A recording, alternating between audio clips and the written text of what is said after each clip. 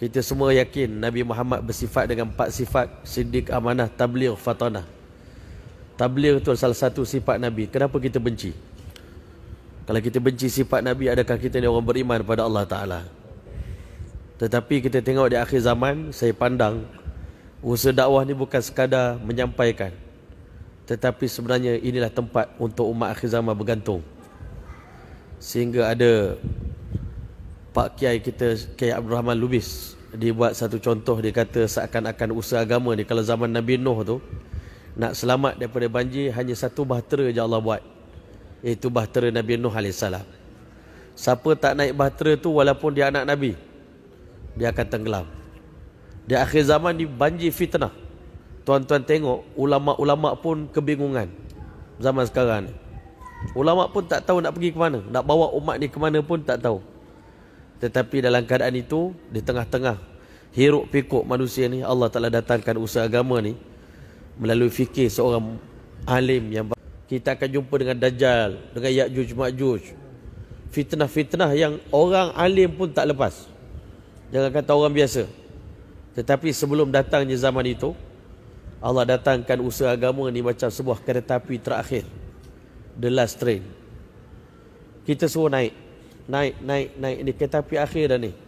Lepas pada ni, kalau datang ujian yang besar kepada kita, kita tak yakin kita boleh selamat.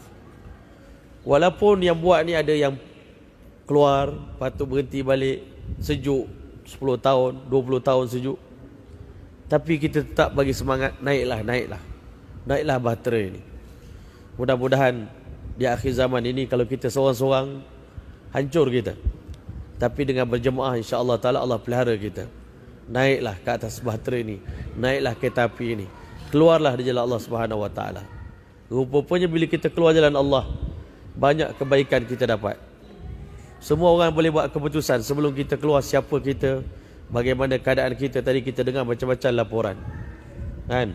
Sampai punya tu, kan, bukan buruk dia lah, tapi nak cerita sampai tahap antara yang kita dengar, sampai rasa macam nak bunuh mak ayah sendiri, kan?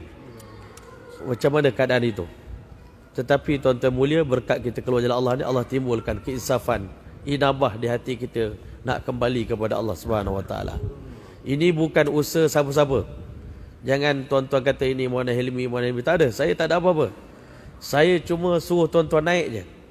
Naik. Saya ni jadi konduktor saya, collect tiket dia, tuan-tuan. Naik. Semua naik, pakat naik. Siapa naik, insya-Allah Ta'ala dia akan selamat, insya-Allah Ta'ala. Mudah-mudahan ulama' kata kalau kita duduk pada kereta api yang terakhir ni, jadi skru pun insya-Allah sampai ke destinasi. Tak payah jadi gerabak, tak payah jadi, kan, duduk kepala depan.